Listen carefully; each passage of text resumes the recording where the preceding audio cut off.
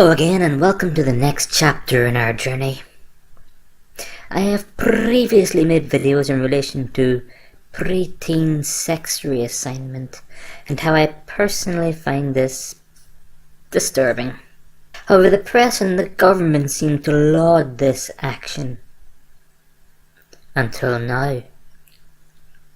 Let us explore a recent shift and understand what drove it. Huge rise in school-aged girls seeking gender reassignment surgery prompts UK government research. A huge rise in the number of school-aged girls seeking gender reassignment, which has seen an increase from 40 to 1,806 referrals in 8 years, has prompted the UK government to request a study into the reasons behind the surge.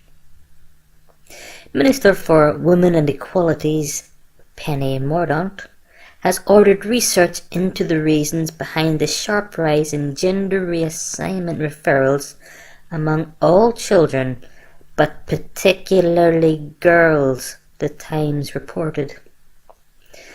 The Tavistock and Portman Trust, the only place in England and Wales to offer a gender identity service in the NHS for 18-year-olds, has witnessed a big surge in girls referred to its Gender Identity Development Service for Children.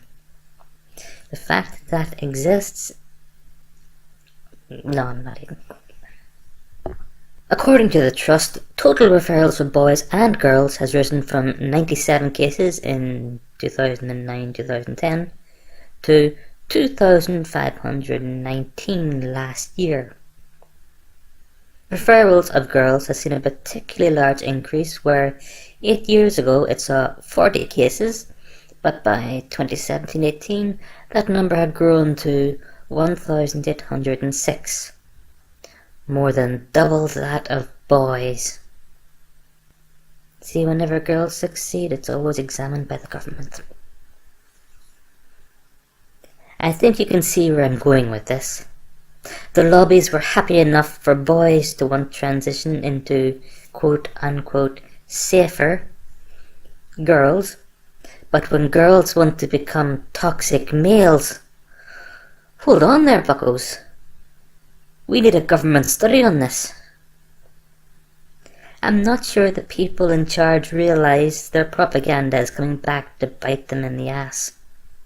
When you continuously spew misinformation about how women are victims of everything in society, can't you understand the fact that some girls might react by saying, "Okay then, I'll just become a boy and skip all that pain"? The Times reported a source in the Government Equalities Office as saying, "There is evidence that this trend is happening in other countries as well." Yes.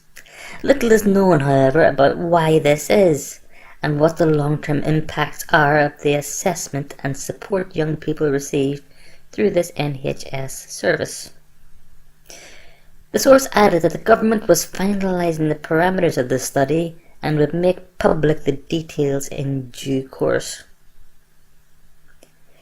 The fact is that Pandora's box has already been opened by allowing preteen kids to start transition treatments. I think in the decades to come, the government has opened itself up to massive outrage from these actions. The lobbies may have pushed for this, but the government has a responsibility to look after its citizens. And in some cases, that means stopping individuals from doing something against themselves. The government should at least have had the sense to postpone all activities until the individual has reached the age of majority, where they, theoretically, can make self-determination decisions. However, all I can say is, just remember, your sole purpose in life is to serve as a warning to others.